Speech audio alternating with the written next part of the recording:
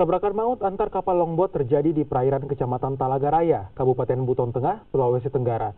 Akibat tabrakan ini, satu orang korban tewas ditemukan mengapung di perairan Talaga.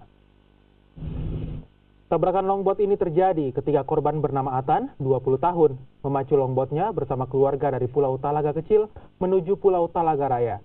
Namun di tengah perjalanan di sekitar perairan Talaga tersebut, tabrakan tak terhindarkan dengan longboat lain yang tanpa penumpang. Dalam peristiwa ini keluarga korban selamat, namun korban tidak ditemukan sehingga dilakukan pencarian. Jenazah korban kemudian dievakuasi dan langsung diserahkan kepada pihak keluarga.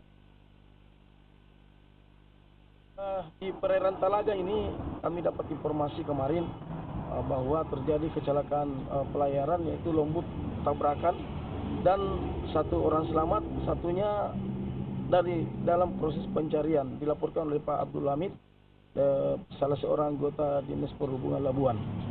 Nah ini kami setelah dapat laporan pada pukul 04.00 kami langsung melaksanakan pencarian dengan melalui Porsar Bau-Bau dan kemudian dilaksanakan langsung ya berkoordinasi langsung dengan seluruh pihak masyarakat yang terkait di dalamnya dan langsung melaksanakan pencarian. Alhamdulillah.